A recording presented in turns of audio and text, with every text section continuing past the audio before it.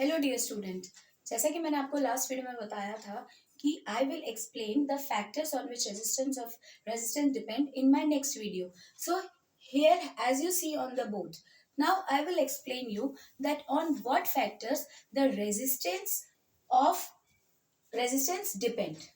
सबसे पहले क्या होता है, length of the conductor. See see my dear student, if suppose we are taking a conductor, obviously the current is flown in the conductor. Current जो होता है हमेशा कंडक्टर में ही फ्लो होगा। तो अब वो कंडक्टर है तो उस कंडक्टर की लेंथ होगी, वो उसका कुछ मटेरियल होगा, उसका एरिया होगा, और अगर क्योंकि उसमें अगर करंट फ्लो हो रहा है तो रेजिस्टेंस भी होगा।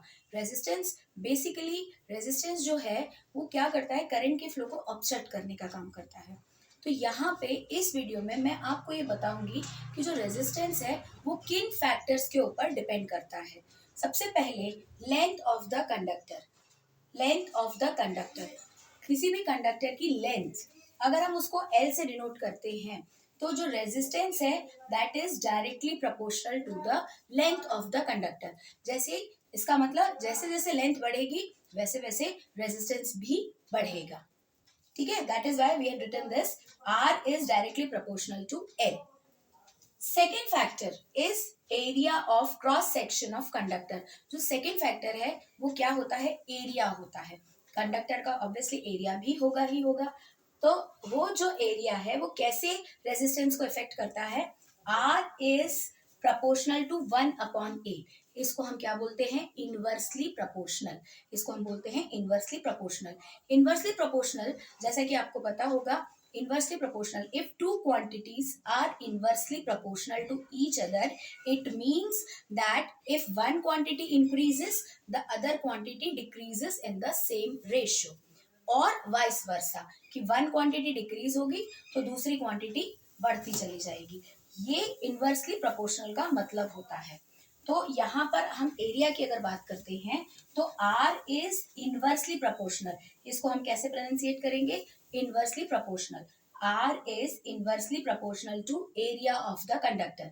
देखिए यहाँ पे तो ये बता रहा है कि R is directly proportional to length of the conductor, और यहाँ पर ये बता रहा है कि R is inversely proportional to area of the conductor. माने लेंथ बढ़ेगी तो रेजिस्टेंस बढ़ेगा क्योंकि डायरेक्टली प्रोपोर्शनल है, और यहाँ पे एरिया बढ़ेगा तो रेजिस्टेंस कम होगा, या रेजिस्ट एरिया कम होगा तो रेजिस्टेंस ज्यादा होगा।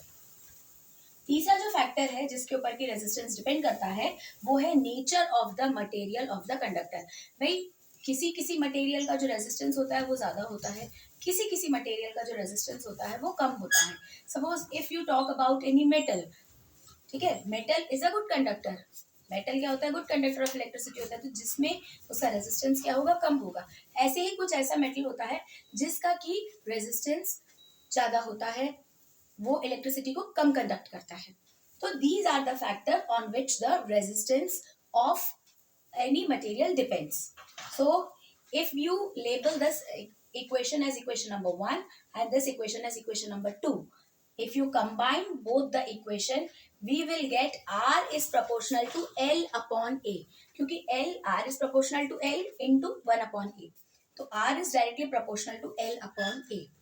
Again, just to remove this proportionality sign we have to put one constant. हम यहाँ पे कांस्टेंट लगाएंगे, इस कांस्टेंट को हम बोलेंगे रो, इसको हम बोलते हैं rho. This is a constant. इस कांस्टेंट रो को हम क्या बोलते हैं, इलेक्ट्रिक रेजिस्टिविटी। क्या बोलते हैं इसको, इलेक्ट्रिक रेजिस्टिविटी। अच्छा माय डियर स्टूडेंट, इसका एक नाम और होता है, रो को हम जो है स्पेसिफिक रेजिस्टेंस भी बोलते हैं, स्पेसिफिक रेजिस्टेंस भी बोलते हैं। यानी रो जो होता है वो किसके बराबर होता है, उसको हम स्पेसिफिक रेजिस्टेंस भी बोलते हैं। अब अगर हम इस इक्वेशन से, ये जो इक्वेशन आप देख रहे हैं, सी इस इक्वेशन से अगर हम if you find out the value of rho, तो रो जो होगा वो किसके बराबर हो जाएगा, आर ए अपॉन एल के बराबर। किसके बराबर हो जाएगा, आर ए अपॉन एल के बराबर। Now if we find out the unit of rho, see resistance की यूनिट होगी आपकी ओम, एरिया की यूनिट होती है आपकी मीटर स्क्वायर, और लेंथ की होगी मीटर।